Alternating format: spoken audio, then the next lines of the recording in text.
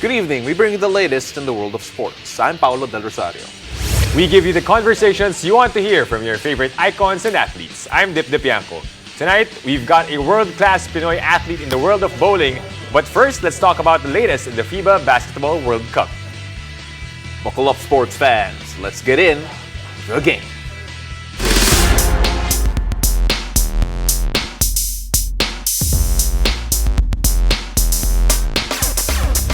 Well, the final 12-man roster of Team USA is set in stone, and NBA stars are headlining Steve Kerr's lineup for the biggest basketball event of the year. Now, joining us tonight to break down the big names is basketball analyst, NBA high post and resident tito of the studio, Mikey Reyes. Mikey, kamusta? Kala ko ako yung world-class athlete na meron ngayon sa show eh. Close.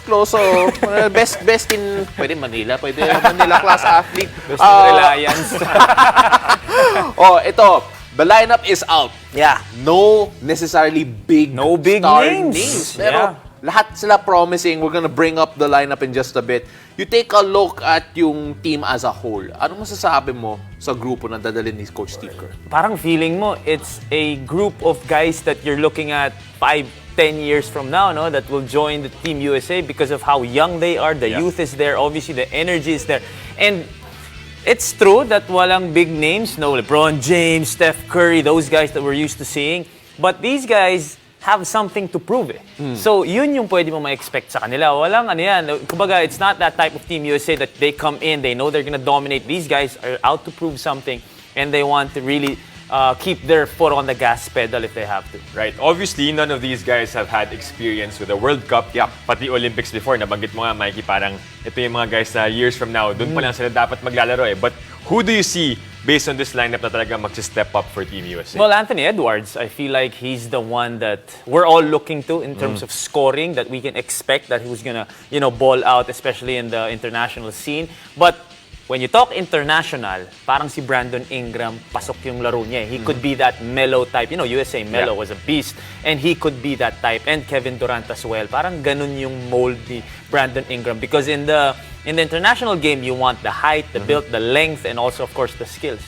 So the team was created or at least put together by a certain guy named Grant Hill. For the younger ones out there, i-google nyo please. Grabe yung mga highlights niya. You take a look at the fact that, again, no Olympic experience, no World Cup experience, but is this for you? Parang tryout na to eh. For the Olympic team. Do you think that that's how they're looking at this as well? Pwede, because you want the young guys to be part of the Olympic team. Usually naman when you throw the Team USA in the Olympics, you have vets, and then you have the young guys that these are the future guys that you're going to use when the time comes. So, for sure, there's going to be some type of tryout within this World Cup, especially for the guys that, you can fill into those holes na pag nabuo mo na yung totoong Team USA come the Olympics. So, it's going to be an exciting one for sure. And in Mo, we're gonna watch them and we're gonna see how they're gonna run the floor, di ba? I'm sure fast-paced tong team na to. Right now, some of them are enjoying the Summer League pa, di ba? Yeah. Yung ibang countries nagpe-prepare Buti pa sila nag-enjoy ng Summer League eh. Kami hindi kami nag-enjoy eh. On tour naman eh. FYI. Well, bakit kaya? Bakit tayo hindi nag-enjoy? Hindi na naman pinasok kanina eh. Joke lang. So yung training camp nila, ibang topic pa natin yan. Ibang body pa yung pag-uusapan. Iba pa pala yan. Gagawa tayo ng magic. Nadala ko. Pero may picture siya with the trophy. Just so you know, pwede nyo i-google yun. So the training camp of USA will start in August. But do Yeah. you think this is enough time for them knowing that these are young guys, but they're led by champion coach na si Steve Kerr and of course assistant coaches Eric Spoelstra, Tyronn Lue, and Mark Few? I don't know why they can't start right away. Some of them are playing in the Summer League, di ba? And they're playing in their mother teams. But somewhat, pwede bang hilahin na ipailan-ilan lang naman yun na naglalaro sa Summer League. So might as well just start training already. Yan ang lamang ng gilas. Di ba? 2 months na tayo nag-ensayo. Lamang tayo kay na Steve Kerr. Pero hopefully they could start right away because other teams, other countries now are really at the top of their game. Yeah. And it's funny because this is the time pa na medyo bumata yung team mo when sobrang lumalakas na yung ibang countries compared to recent years. 7th place sa 2019 FIBA Basketball World Cup in China. Over, under, do you think itong Team USA will finish above 7th or below 7th? That was a team crazy, with Jaylen Brown, Donovan Mitchell. Sila na yun, and they still were not able to get I think over naman. I think over naman. I mean, obviously you have the Serbias and those teams. Greece, maybe if Giannis will play. Pero I think top 7 in the world, Pang 6 yung Gilas eh. So 7 sila. 7 sila. Sorry, tinataas ko ba yun? Loyalty. Masyado credible ka sa ano eh. No? Pero Mikey, maraming salamat. Really appreciate all of that. We're gonna have you here a lot more to talk about the FIBA World Cup. Thank you. And on that note, come and watch the best basketball players in the globe and cheer them on live inside the venues. The FIBA Basketball World Cup 2023 single game pass is now available for as low as 499 pesos. Get your tickets at SM Tickets, Ticketnet, or via philippines-ticketing.worldcup.basketball. Bowling. Stay tuned. You're watching The Game.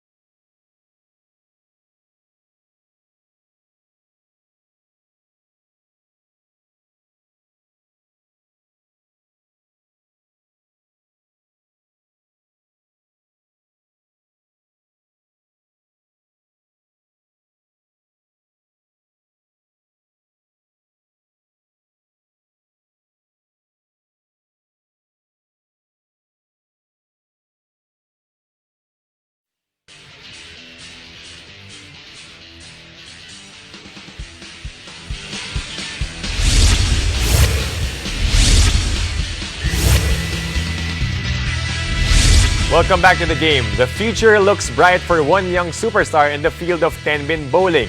Zach Ramin won the country's first title in the Singapore International Open. Let's find out more about his story as Zach Ramin joins us on the show.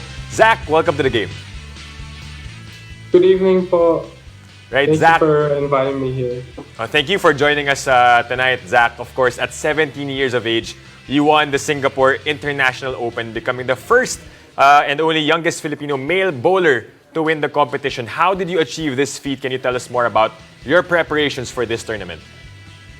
I mean, I was training several weeks before the competition, and right before the competition, there was a Philippine Open.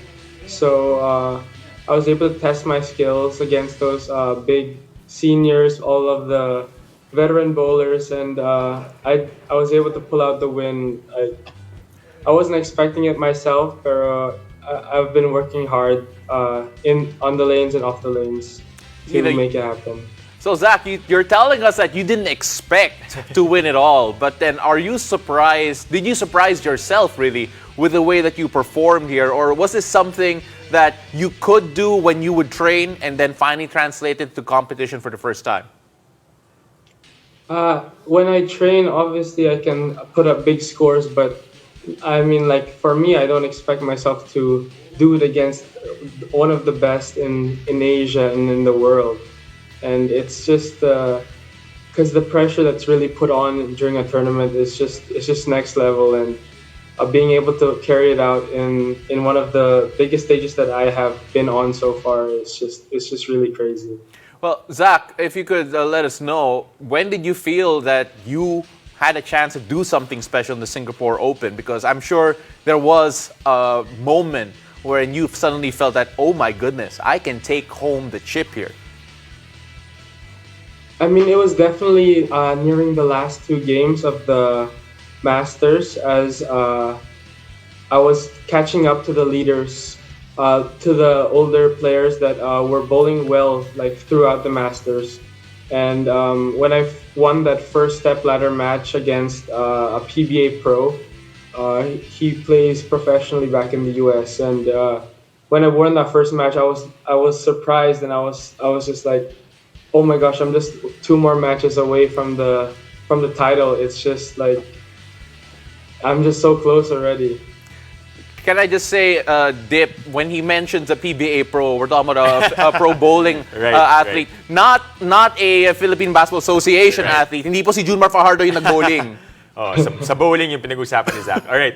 Zach, you joined an individual event back in Singapore last month, but this time, just recently, this July, you joined a team event, the Asian 10-Pin Bowling Youth Championship in Bangkok. Can you tell us about the experience this time playing with Team Philippines? I mean, it's definitely a great experience, like winning as a team and winning a team event gold. My coach just told me that the last time we won a gold was 42 years ago in team event. So it's just a great experience to bring one home for the Philippines and bring one home as a team. I like shout out to my teammates Mark Custodio, Art Barrientos, and Steven Lugdiwa. It was all of us that really brought home the gold. Right, but coming into the last round, can you tell us more about that? Because I know you guys were trailing, right, entering the last round. How was that feeling like that, okay, you're at the last spot, you're trailing behind those countries, but then you managed to get the win? I mean, we weren't really thinking about like how much we were trailing. We only found out after the game that we were trailing the number one spot by 200 pins, which is a lot for one game. And we caught up to all those countries with a big score on the last game. And we were just so focused on process and playing our best that when we finally found out that we won the gold, it was just like an overload of emotions for all of us. You mentioned it's been so long since the gold medal has come to the Philippines, and I mean, to the point that it's literally more than twice your age. You take a look at that particular achievement, how excited does that make you feel for the future of the sport, especially what's in the hands of yourself and the teammates that you do have? I mean, yeah, the youths of the Philippines are really they're really matching up to the other big countries like Singapore, Malaysia, Korea, who have also a lot of skilled youths and are known to be one of the heavy hitters in the youth division and the open division. So as our players mature and get better, we can definitely catch up to those strong countries. Right, Zach, we've talked about 2 tournaments, but do you have any more upcoming competitions that you're going to join this year so that we know when to guest you next year in the game? I think the next tournament for me would probably maybe be the Asian Indoor Games, which is actually next year. Because I have to focus on school for now, because it's my finishing year of school this year. Yeah, it's important to finish that. And can I just say, I spent the entire interview trying to count how many trophies are behind you. I'm going to assume all of them are yours. But Zach, we really appreciate the time that you took out to be with us here today. And good luck in your upcoming competitions. Thank you so much. All right, so after the break, we'll hear from Gilas Pilipinas mainstay 30 Ravenna on the challenges and triumphs he has experienced in his career. Stay tuned. You're watching The Game.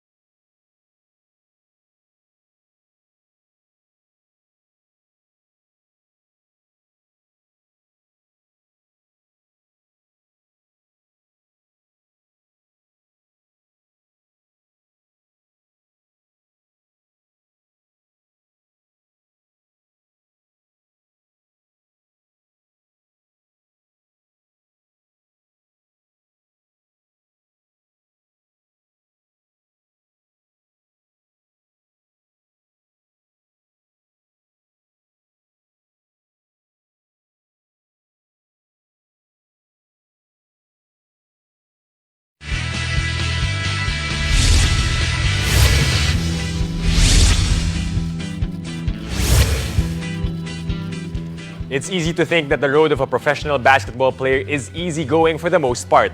But the challenges attached to this opportunity can get overwhelming at times. Luckily for 30 Ravenna, his mental toughness has got through all adversity and helped him blossom to the player he is today.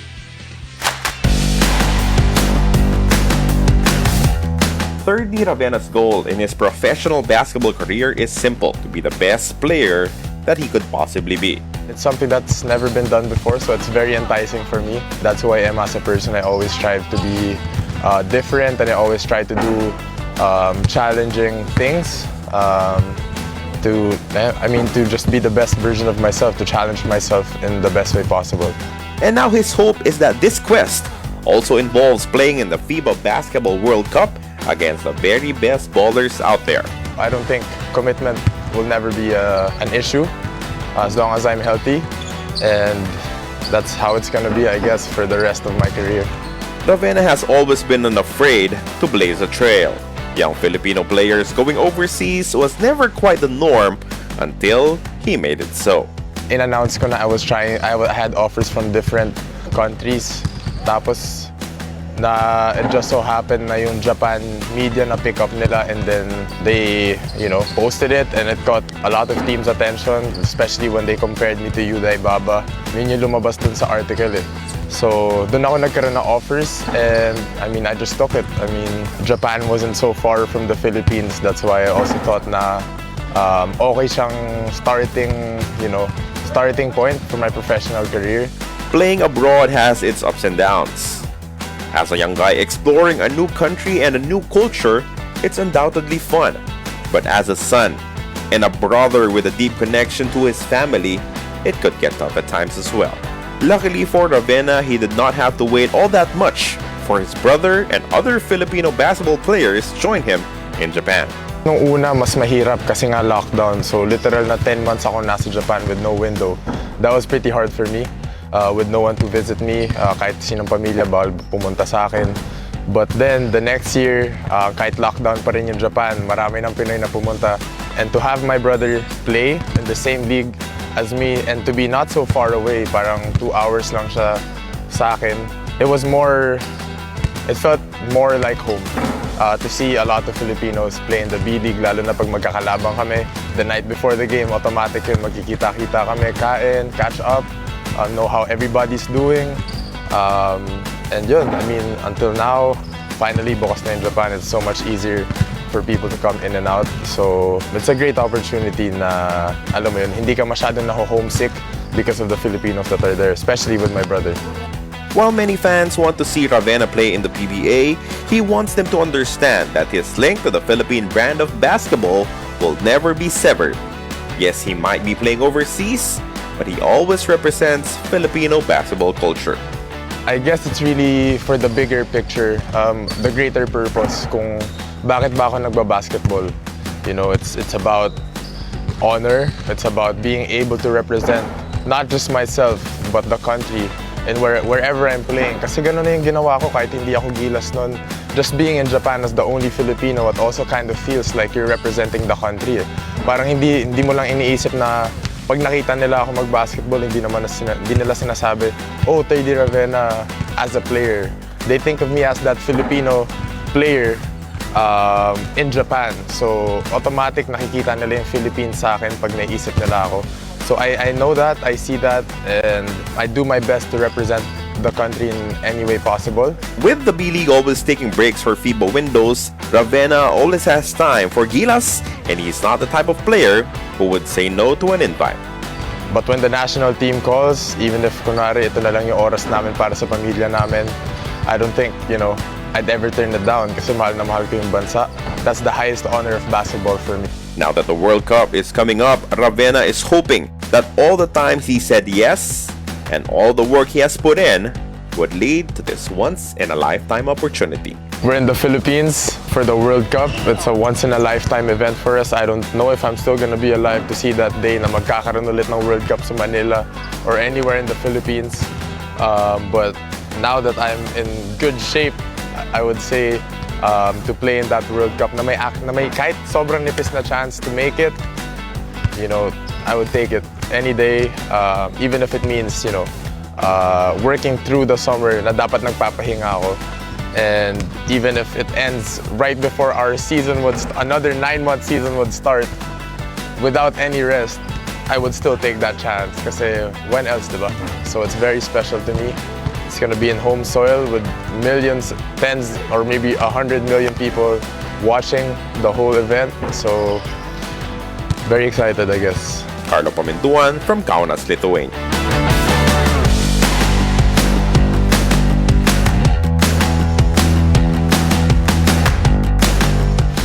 Thank you for joining us. I'm Dip Dipianco. Catch us weeknights here on One News, One Sports, and One Sports Plus. I'm Paolo Del Rosario, and this has been The Game.